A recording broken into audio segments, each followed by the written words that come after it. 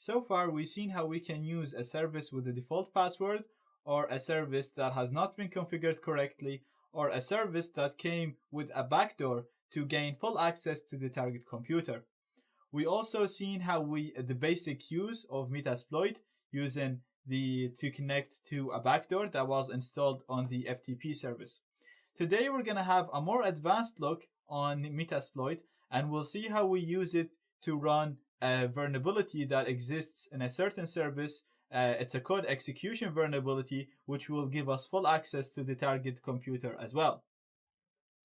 So back to our results here with Nmap, and we're going to do the same thing that we've been doing for a while. We copy the service name and see if it has any vulnerabilities. So for today, we're having a look on this particular port 139, which has a Samba server version 3.x. So 3 point anything really. So we're going to go to Google just like we did in the previous videos, and we're going to look for Samba 3x exploit. Now, as you can see, there's a number of results. The one that we're interested in, the ones that come in from Rapid7, because as I said, these are the people that make metasploit. So the exploits that you see there can be used through metasploit. So we have two examples here. Now, I've actually tried both. The first one doesn't work, so there is a bit of trial and error in this. And the second one is the user map script. It's a command execution vulnerability, as you can see here. So the name of the vulnerability is this. So it's the same thing that we used before with the evil backdoor in the FTP service. This is just a different name that we're going to use. So I'm going to go to Metasploit, and I've already run MSF console, so you can see that the console is running here for me. So I'm going to do a use like we did before yesterday, and then I'm going to put the name of the exploit that I want to use. Then the next thing that we usually do is show options like we did yesterday. So I'm going to do show options. So using these exploits is always pretty much the same. The only difference is the options that you can set for each exploit. So you always do use and then you put the exploit name, and then you do a show options to see what you can change to work with this exploit. So in the future, you probably will get different exploits than what I have. So every time you want to run an exploit, you do a use exploit name, and then you do show options to see the options that you want to configure. But using the exploits and setting the options and running them is always the same. So I'm showing you a few examples that should cover pretty much everything that you want to do in the future. So again, we need to set up the rhost, which is the IP of the target computer. And we're going to do it the same way that we did before. As I said, it's setting the options is always the same. So we're going to do set rhost, and then we're going to put the IP of the target computer, which is 10.20.14.204. So exactly like we did before, we're using the set to set an option, which is the rhost. So we're going to do a show options. And as you can see now, the rhost has been set correctly. What we need to do now is, here is where things differ from the previous lecture.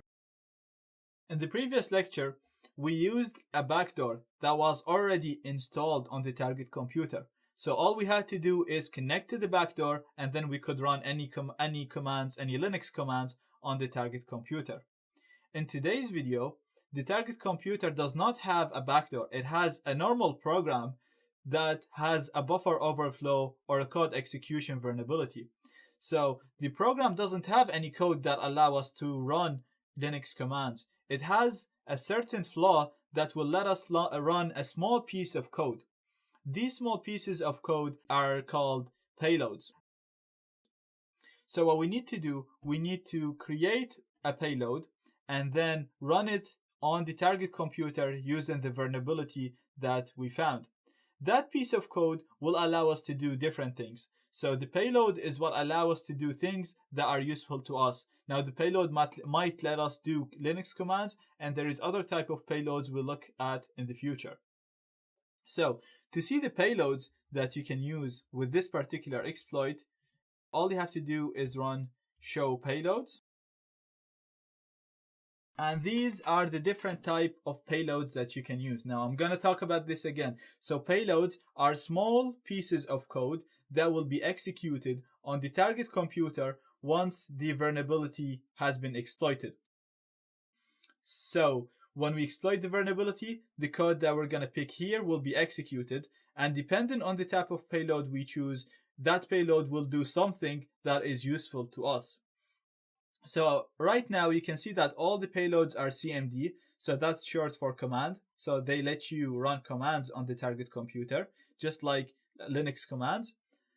And all of them only run on Unix, and that's okay because our target is Linux. And there is two main types. There is bind payloads and there is reverse payloads. The bind payloads, all they do is they open a port on the target computer, and then we connect to that port. The reverse, they do the opposite. So they open a port in my machine and then they connect from the target computer to my machine. This is useful because the reverse allows us to bypass firewalls. So the firewall will filter any connections going to the target machine.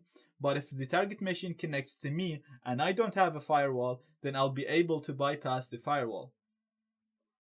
So I'm going to use the CMD Unix reverse, or actually I'll use the CMD Unix reverse netcat.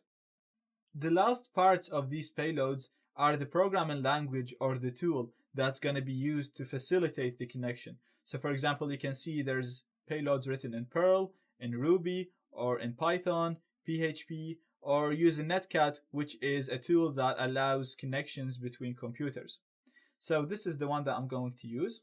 And I'm going to use it the same way you use an exploit. So I'm just going to say, I'm going to use it using the set command. So the same way you set an option, we're going to set payload, so just like an option, to the payload name that we just picked. Now I'm going to do a show options to see if there is any other options that I need to set.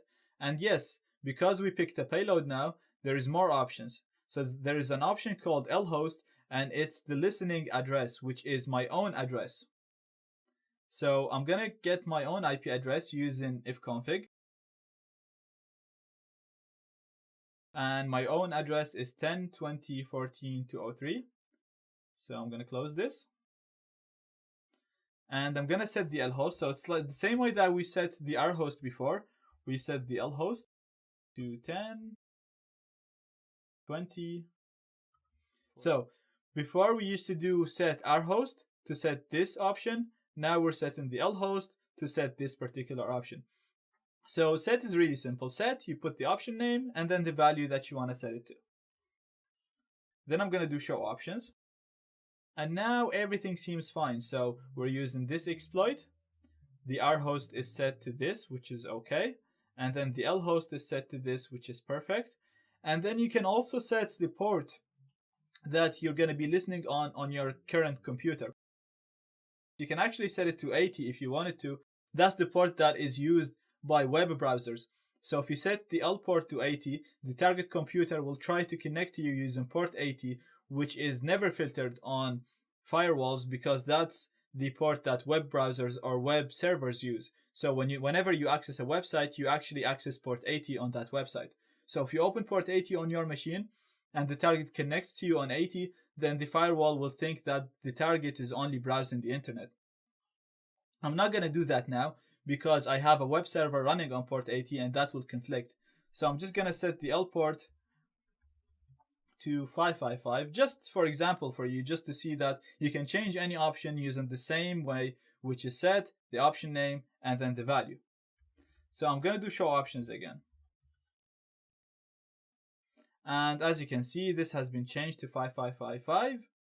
And I'm going to do exploit to run the exploit. Now, as you can see, it's telling me that session 1 has been opened and the connection is between this device and this device, which is the target and my device. So I'm going to do a PWD or I do an ID. You'll see that I'm root. If I do a uname A, you'll see I'm in the metasploitable machine. And if I do an ls, I'll be able to list the files, and so on. I can use any Linux command just like we did before in the other videos.